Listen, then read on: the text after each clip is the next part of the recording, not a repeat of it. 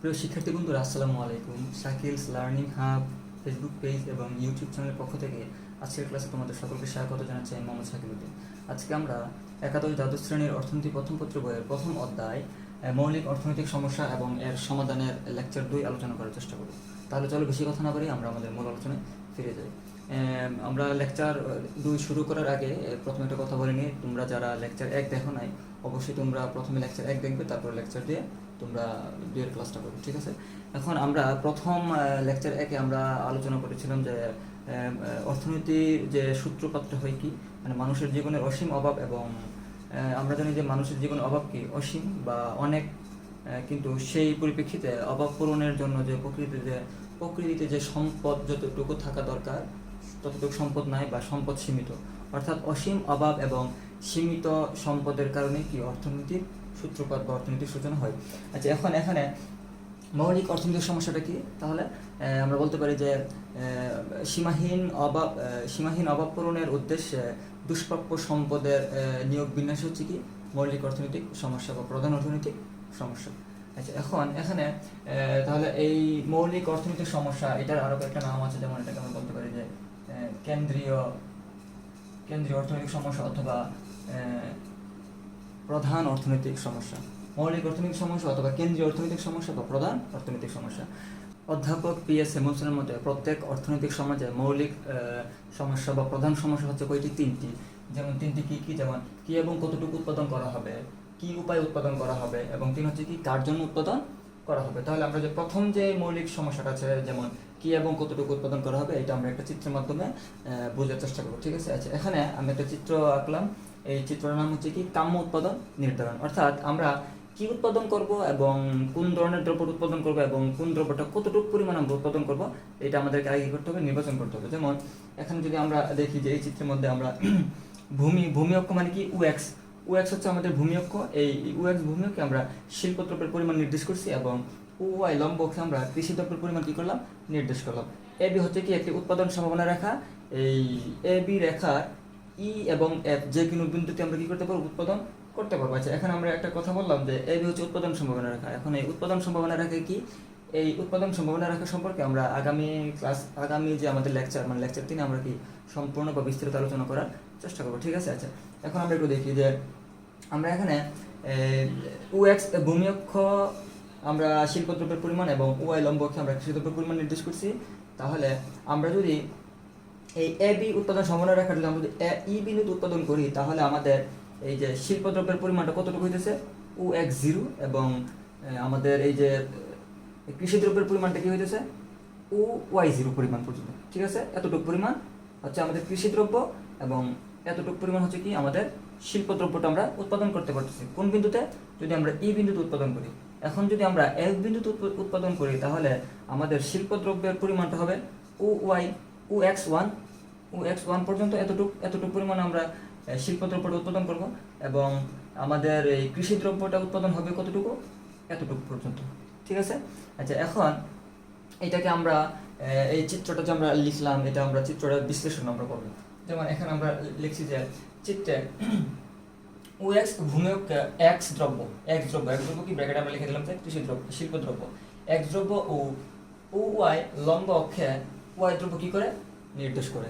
এই A B হচ্ছে কি এ এবং বি হচ্ছে কি উৎপাদন সম্ভাবনা রেখা। তাহলে এ বি হচ্ছে উৎপাদন সম্ভাবনা রেখা। এ বি রেখার যে কোনো বিন্দুতে ই বা এফ মানে উৎপাদন করা সম্ভব। যে কোনো বিন্দুতে আমরা কি করতে পারি? উৎপাদন করতে পারবো। যদি ই বিন্দুতে উৎপাদন করা হয়, যদি আমরা ই বিন্দুতে উৎপাদন করি, কোন বিন্দুতে? যদি আমরা ই বিন্দুতে উৎপাদন করি, তাহলে কি লিখছি? তাহলে এক্স দ্রব্যের পরিমাণ কতটুকু হবে? এক্স দ্রব্যের পরিমাণ হবে OX1 পর্যন্ত। OX1 এখন আমরা লিখছি যে OX0 এবং ওয়াই দ্রব্যের পরিমাণটা কতটুকু হবে? OY0 পর্যন্ত, ঠিক আছে? এই যে ওয়াই দ্রব্যের পরিমাণ হবে OY0। আবার যদি আমরা এফ বিন্দুতে উৎপাদন করি, তাহলে আমাদের এক্স দ্রব্যের পরিমাণটা কতটুকু হবে? এক্স দ্রব্যের পরিমাণটা হবে OX1 এবং ওয়াই দ্রব্যের পরিমাণটা কতটুকু হবে? OY1। এই যে এফ বিন্দুতে উৎপাদন করা হলে এক্স দ্রব্যের পরিমাণ হবে OX1 এবং ওয়াই দ্রব্যের পরিমাণ কতটুকু হবে? OY1 পর্যন্ত। এখন এখানে একটি রাষ্ট্র বা একটি সমাজ বা একটি অঞ্চলকে সিদ্ধান্ত নিতে হবে তাদের আসলে কোন ধরনের দ্রব্যটা বেশি প্রয়োজন। তাহলে আমরা এখানে লিখছি যে এখানে রাষ্ট্রকে সিদ্ধান্ত নিতে হবে যদি তাদের কৃষি দ্রব্যের চাহিদা বেশি থাকে, যদি তাদের কোন দ্রব্য, এই যে কৃষি দ্রব্যের চাহিদা বেশি থাকে, তাহলে তারা এই বিন্দুতে উৎপাদন করবে। কোন বিন্দুতে? এই যে এই বিন্দুতে উৎপাদন করবে। আর যদি তাদের শিল্পদ্রব্যের পরিমাণ বা চাহিদা যদি বেশি থাকে, যদি তাদের এই যে আর যদি শিল্পদ্রব্যের চাহিদা বেশি থাকে, তাহলে তারা কোন বিন্দুতে উৎপাদন করবে? এফ বিন্দুতে। কেন? কারণ এফ বিন্দুতে উৎপাদন করলে আমাদের শিল্পদ্রব্যের পরিমাণটা বেশি উৎপাদন হইতেছে, কৃষি দ্রব্যটা কি কম উৎপাদন হইতেছে। আর এই বিন্দুতে উৎপাদন করলে আমাদের কৃষি দ্রব্যটা বেশি হইতেছে এবং শিল্পদ্রব্যটা কি কম হইতেছে। তাহলে এখন কথা হলো যে কেন আমাদের এই সিদ্ধান্তটা নিতে হয়? কারণ আমরা প্রথম ক্লাসে আলোচনা করেছি যে অর্থনীতির সূত্রপাত হয় কি মানুষের অসীম অভাব এবং সীমিত সম্পদের কারণে। যদি আমাদের সম্পদ যদি সীমিত না থাকতো, তাহলে আমরা কি এই যে এখানে দুইটা দ্রব্য আছে, আমরা দুইটা দ্রব্য কি সম পরিমাণে উৎপাদন করতে পারতাম। যেহেতু আমাদের সম্পদ সীমিত কিন্তু আমাদের অসীম, অভাব কি অসীম, আমাদের সেই অভাবটা মেটাতে হবে আমাদের স্বল্প সম্পদের পরিপ্রেক্ষিতে। এজন্য আমাদের সিদ্ধান্ত নিতে হয় যে আমাদের কোন দ্রব্যর চাহিদাটা সবচেয়ে বেশি দরকার এবং কোন দ্রব্যটা আমরা একটু কম পরিমাণ উৎপাদন করলে কি আমাদের সমাজে কি সমস্যাটা তেমন আর থাকবে না, মোটামুটি একটা ব্যালেন্সে চলে যাবে। তাই সেই পরিপ্রেক্ষিতে আমরা বলতে পারি যে যদি কোনো একটা সমাজ বা অঞ্চলের তারা যদি শিল্পদ্রব্যের পরিমাণ যদি তাদের বেশি পরিমাণের প্রয়োজন হয় বা অথবা শিল্পদ্রব্যের চাহিদা যদি বেশি থাকে কৃষি দ্রব্যের তুলনায়, তাহলে তারা কি এক বিন্দুতে উৎপাদন করবে। আর কৃষি দ্রব্যের চাহিদা যদি বেশি থাকে কোনো একটা সমাজে বা রাষ্ট্রে, শিল্পদ্রব্যের চাহিদা কম, তাহলে তারা এই বিন্দুতে উৎপাদন করবে। এই বিন্দুতে উৎপাদন করলে কৃষি দ্রব্য এতটুকু আর কি শিল্পদ্রব্য এতটুকু পরিমাণ উৎপাদন হইতেছে। তাহলে শিল্পদ্রব্য কম, কৃষি বেশি। আর এক বিন্দুতে উৎপাদন করলে আমাদের শিল্পদ্রব্যটা বেশি হয়ে যায়, UX1 এতটুকু পরিমাণ উৎপাদন হইতেছে এবং কৃষিটা কি এতটুকু। তার মানে কি শিল্পদ্রব্যের পরিমাণ বেশি এবং কৃষি দ্রব্যের পরিমাণ কি কম উৎপাদন হইতেছে। ঠিক আছে প্রিয় শিক্ষার্থীরা, এখন আমরা দেখবো যে আমরা যে এই চিত্রটা আমরা আঁকছি এটা আমরা কিভাবে আঁকলাম, এখন সেটা আমি এখানে আঁকতেছি। যেমন এখানে আমরা লিখতে পারি যে হচ্ছে OX ভূমি অক্ষ এবং OY কি লম্ব অক্ষ। এখানে আমরা X অক্ষে আমরা দুইটা বিন্দু লিখবো, যেমন 1 2, Y তো সেম একই রকম। মাপগুলো তোমরা জাস্ট একটু আনুমানিক করে দিয়ে দিবা। তাহলে এটা হচ্ছে কি X0 X1, ঠিক আছে। এটা এই তাহলে X0 মিলবে কার সাথে? Y0 এর সাথে। Y0 আর X1 মিলবে কার সাথে? X1 মিলবে Y1 এর সাথে। ঠিক আছে।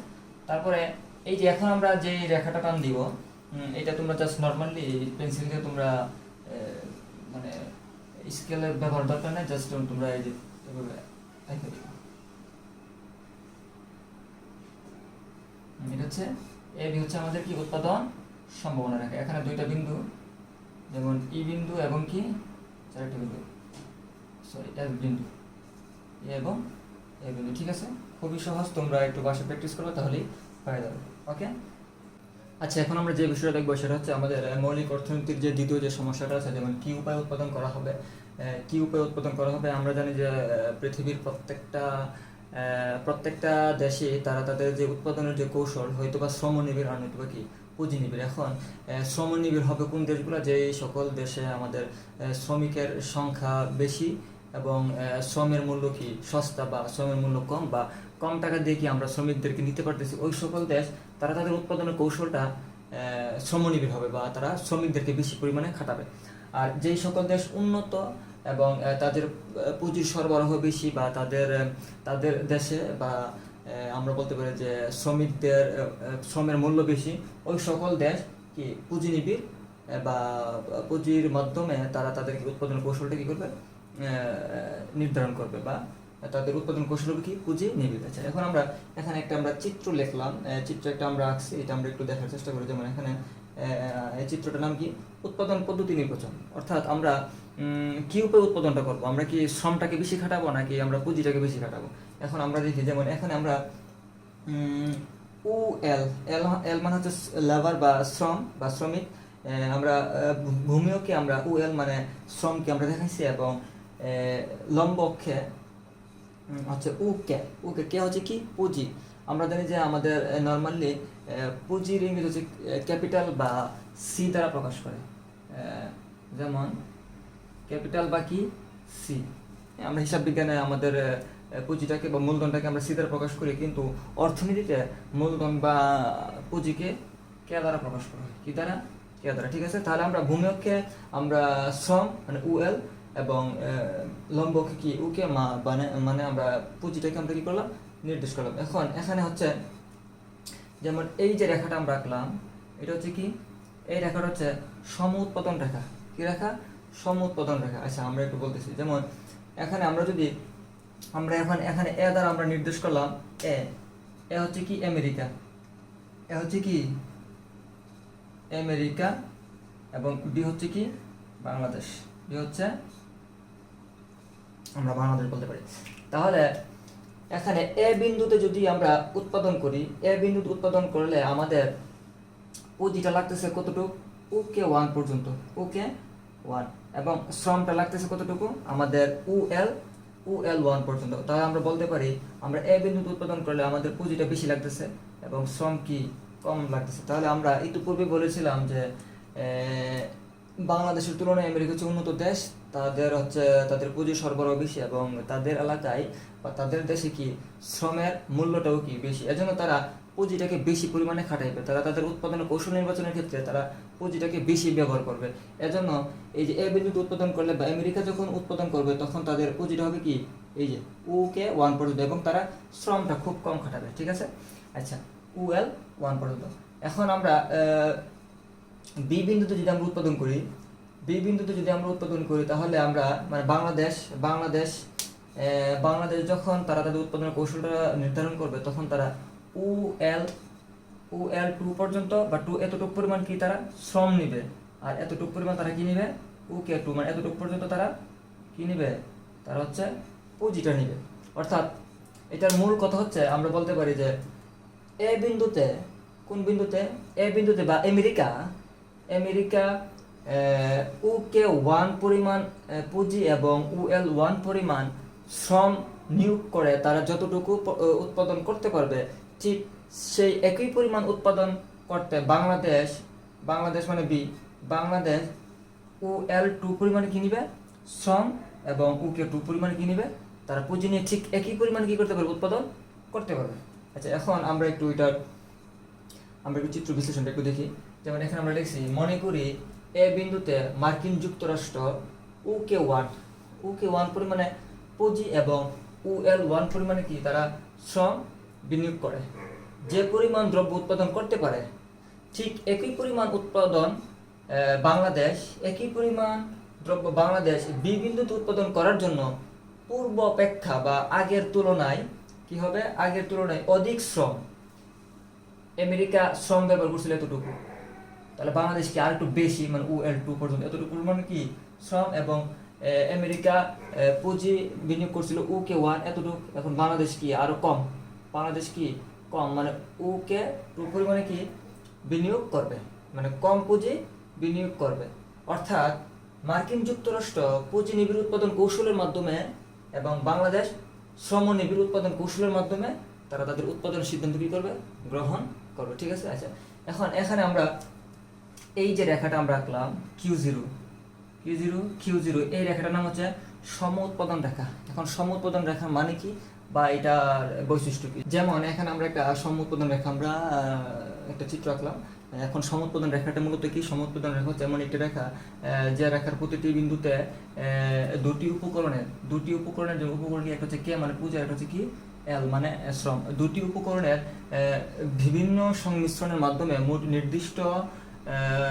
নির্দিষ্ট কি সম পরিমাণ উৎপাদন কি করে নির্দেশ করে। এখন তাহলে একই রেখার মানে একই সম উৎপাদন রেখার উৎপাদনের পরিমাণ কি হবে, মোট উৎপাদনের পরিমাণ স্থির হবে।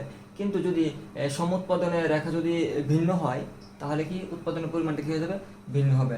এখানে বাম দিকের সম উৎপাদনের রেখার তুলনায় ডান দিকের যে সম উৎপাদন রেখাগুলো আছে ওইগুলো কি বেশি পরিমাণ উৎপাদন নির্দেশ করে। যেমন বাম দিক, যেমন এটা হচ্ছে বাম দিক, এটা হচ্ছে কি ডান দিক, তার মানে এ হচ্ছে বাম দিকে এবং বি সি এগুলো কি ক্রমান্বয়ে কি ডান দিকে। তাহলে এই সমুৎপাদন রেখার এ বিন্দুতে যে উৎপাদন তার থেকে বেশি পরিমাণ উৎপাদন নির্দেশ করে বি, এবং বেশি পরিমাণ উৎপাদন নির্দেশ তার থেকে আবার বি থেকে আবার সি যে বিন্দুটা আছে এটা থেকে আরো বেশি পরিমাণ উৎপাদন নির্দেশ করে। এটা হচ্ছে এই সমুৎপাদন রেখার বৈশিষ্ট্য অনুযায়ী। তাহলে আমরা কি বলতে পারি, এই যে এটা হচ্ছে বাম পাশ, এটা হচ্ছে কি ডান পাশ, তার মানে এ থেকে বি সি এরকম ভাবে কি ডান দিকে চলতে আছে। তাহলে আমরা বলতে পারি যে তাদের বৈশিষ্ট্য অনুযায়ী এই সমুৎপাদন রেখার বাম দিকের সমুৎপাদন রেখার তুলনায় ডান দিকের যে সমুৎপাদন রেখা যেগুলো আছে এগুলো কি বেশি পরিমাণ উৎপাদন নির্দেশ করে। আচ্ছা, এখন এখানে আমরা একটা কথা বলতে ভুলে গেছি, যেমন এখানে যদি আমরা এই চিত্রটা যদি আমরা একটু দেখি, যেমন এখানে আমরা T1 এবং T2 আমরা লিখলাম। এখন T1 দ্বারা প্রকাশ করা হচ্ছে কি পুঁজি নিবিড় উৎপাদন কৌশল। যেমন এখানে এটা হচ্ছে UK1/UL1 গ্রেটার দেন 1, ঠিক আছে। আর T2 যে বিন্দুটা আছে বা এটা নির্দেশ করে, T2 দ্বারা নির্দেশ করে হচ্ছে কি সমনিবিড় উৎপাদন কৌশল। এটা হচ্ছে কি UK2/UL2 লেস দেন 1, ঠিক আছে। ওকে, আচ্ছা প্রিয় শিক্ষার্থীরা, এখন আমরা যে দ্বিতীয় যে চিত্রটা আঁকলাম, যেমন মৌলিক অর্থনীতির যে দ্বিতীয় সমস্যাটা ছিল যে কি উপায়ে উৎপাদন করা হবে, এটার যে দ্বিতীয় যে চিত্রটা যেন উৎপাদনের পদ্ধতি নির্বাচন, এই চিত্রটা আমরা কিভাবে আঁকলাম এটা একটু এখন আমরা একটু আঁকার চেষ্টা করি, ঠিক আছে। এখানে আমরা যেমন এটা হচ্ছে লম্ব অক্ষ, এটা হচ্ছে কি ভূমি অক্ষ, ঠিক আছে। তাহলে এই ভূমি অক্ষে আমরা কি নির্দেশ করলাম, আমরা শ্রম, এবং লম্ব অক্ষে আমরা কি মানে পুঁজি আমরা নির্দেশ করলাম। তাহলে এখানে দুইটা বিন্দু আঁকবো, এই যে দুইটা বিন্দু, একটা হচ্ছে কি আমাদের L1 আর হচ্ছে কি L2। আচ্ছা, তারপরে এখানে আমরা সেম একই রকম দুইটা, তাহলে এটা হচ্ছে আমাদের কি K1 K2। তাহলে L1 কে মিলবে কার সাথে, এই L1 এর সাথে, আর এই L2 মিলবে K2 এর সাথে। ওকে, ঠিক আছে। এখন এইটা কি, যেহেতু সমুৎপাদন রেখা, আমরা বলছি যে সমুৎপাদন রেখার যে বৈশিষ্ট্য, এটা হবে কি রেখাটা এরকম ভাবে থাকবে, কিভাবে এরকম ভাবে থাকলে আমরা একটু আঁকার চেষ্টা করি। এটা জাস্ট তোমরা এই যে নর্মালি আঁকবে, ঠিক আছে। এখানে স্কেল ব্যবহার করার দরকার নাই, মানে স্কেল তো ব্যবহার করা যাবে না। আমরা জাস্ট এই চিত্রগুলো, আমরা অর্থনীতির যে চিত্রগুলো আছে এগুলো সবগুলো আমরা পেন্সিল দিয়ে আঁকবো, ঠিক আছে। আর এটা নর্মালি আমরা এঁকে দিব। তাহলে এখন এই যে এখান থেকে এই বিন্দুটি স্পর্শ করবে একটা, আবার একটা এই বিন্দুটি, তাহলে এটা হবে এরকম, ঠিক আছে। তাহলে এইখানে আমরা কি দেখলাম, আমেরিকা, এ বি মানে বাংলাদেশ, T1 মানে কি এই যে তোমার পুঁজিনিবিড়টা কি পুঁজিনিবিড় উৎপাদন কৌশল, মানে UK1 UL1 গ্রেটার দেন 1। আর T2 কি হবে UK2 UL2 লেস দেন 1, ঠিক আছে। আর এটা হচ্ছে কি Q0, যেহেতু এখানে সমুৎপাদন রেখা এটা একটাই, কিন্তু এর জন্য Q0, আরেকটা হলো Q1 Q2 আরেকটা হলো Q3 4 এরকম ভাবে চলতে থাকবে। তাহলে যদি একই সমুৎপাদন রেখার মোট উৎপাদন কি থাকবে, স্থির থাকবে। মোট উৎপাদন আমরা একটু আগে বলছিলাম যে সমুৎপাদন রেখা যদি একই সমুৎপাদন রেখার মোট যে উৎপাদন ওইটা কি থাকে, স্থির থাকে। আর সমুৎপাদন রেখা যদি ভিন্ন হয় বা একাধিক হয় তখন কি হবে, বাম দিকের সমুৎপাদন রেখার তুলনায় ডান দিকের যে সমুৎপাদন রেখাগুলো আছে ওইগুলো কি বেশি পরিমাণ উৎপাদন নির্দেশ করে, ঠিক আছে। তাহলে এখানে সমুৎপাদন রেখা একই, তাহলে এখানে যে উৎপাদনগুলো হবে মোট উৎপাদন কি স্থির থাকবে। তার মানে আমেরিকা যতটুকু পরিমাণ উৎপাদন করবে বেশি পুঁজি এবং কম শ্রম দিয়ে, ঠিক সেম একই রকম পরিমাণ উৎপাদন বাংলাদেশ করবে বেশি শ্রমিক এবং কম পুঁজি দিয়ে, ঠিক আছে। ওকে, আচ্ছা এখন আমরা যে সমস্যাটা দেখবো সেটা হচ্ছে আমাদের মৌলিক অর্থনীতির যে সর্বশেষ বা তৃতীয় যে সমস্যাটা, সেটা হচ্ছে কার জন্য উৎপাদন করা হবে। এখানে অর্থাৎ আমাদের কোনো একটা সমাজে বা কোনো একটা দেশে যদি দুইটা শ্রেণীর লোক থাকে, যেমন একটা হচ্ছে ধনী শ্রেণীর লোক, একটা হচ্ছে গরিব শ্রেণীর লোক, তাহলে আমরা কাদের জন্য আমরা উৎপাদনটা বেশি করব বা কাদের জন্য আমরা উৎপাদনটা কম করলে কি হবে, আমরা এই বিষয়টা আমরা একটু চিত্রের মাধ্যমে আমরা দেখি। যেমন এখানে আমরা একটা চিত্র লিখলাম, এই চিত্র হচ্ছে কি ধনী ও গরিবদের জন্য উৎপাদন, ঠিক আছে। যেমন এখানে আমরা ভূমি ভূমি হচ্ছে ও এক্স অক্ষে আমরা ধনিক শ্রেণীর দ্রব্য আমরা লিখলাম বা নির্দেশ করে, আর লম্ব ও ওয়াই লম্ব অক্ষে আমরা গরিব শ্রেণীর দ্রব্য কি আমরা নির্দেশ করি। আচ্ছা, তাহলে এখানে এ বি হচ্ছে এ আর বি হচ্ছে কি উৎপাদন সম্ভাবনা রেখা, পি এবং আর হচ্ছে কি দুইটা বিন্দু, যে কোনো বিন্দু উৎপাদন করা যাবে। পি হচ্ছে কি, পি হচ্ছে পোর মানে হচ্ছে গরিব শ্রেণী, পি দ্বারা কি পোর বা গরিবদেরকে আমরা নির্দেশ করছি, এবং আর মানে কি রিচ, রিচ মানে কি ধনীদের আমরা কি করছি নির্দেশ করলাম, ঠিক আছে। আচ্ছা, এখন তাহলে আমরা যদি তাহলে এই যা আমরা যদি পিতে উৎপাদন করি, তাহলে আমরা দেখতেছি যে এই পিতে উৎপাদন করলে আমাদের কি গরিবদের যে উৎপাদনটা কি বেশি, গরিব শ্রেণীদের দ্রব্যটা উৎপাদন বেশি হইতেছে এবং ধনীদেরটা কি হইতেছে কম। আর উৎপাদন করলে ধনিকদের বা ধনী শ্রেণীর লোকদের দ্রব্যটা বেশি হইতেছে এবং গরিবদের জন্য কি কম হইতেছে, ঠিক আছে। আচ্ছা, এখন এটা আমরা একটু এই চিত্রটা আমরা একটু চিত্র বিশ্লেষণে দেখে কি লিখছি। চিত্রে ও এক্স ভূমি অক্ষে ধনিক শ্রেণীর দ্রব্য এবং ও ওয়াই লম্ব অক্ষে কি গরিব শ্রেণীর দ্রব্য নির্দেশ করে। এ বি হচ্ছে কি উৎপাদন সম্ভাবনা রেখা, এ বি রেখার পি বা আর যে কোনো বিন্দুতে আমরা কি উৎপাদন করতে পারবো। যদি কোনো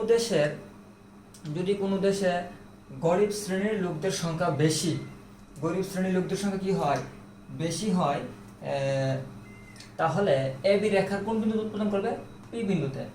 ঠিক একইভাবে যদি কোনো দেশের যদি ধনী শ্রেণীর লোকদের সংখ্যা যদি বেশি হয়, তাহলে তারা কোন বিন্দুতে উৎপাদন করবে, আর বিন্দুতে। কোন বিন্দুতে, আর বিন্দুতে উৎপাদন করবে, ঠিক আছে।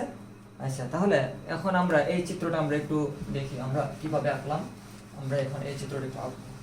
যেমন এখানে আমি যেমন লম্ব ভূমি, ঠিক আছে, ও এক্স এবং ও ওয়াই। ও এক্স অক্ষে আমরা কি লিখলাম ধনী শ্রেণী এবং ও ওয়াই অক্ষে কি আমরা গরিব শ্রেণী। তাহলে দুইটা বিন্দু,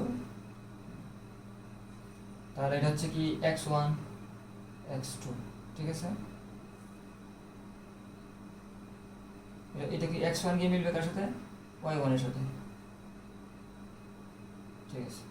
আর x2 মিলবে কার সাথে, y2 এর সাথে, ঠিক আছে। আর এটা আমরা উৎপাদন সম্ভাবনার যে রেখাটা, এটা আমরা নরমালি আমরা পেন্সিল দিয়ে এটা করতে পারি।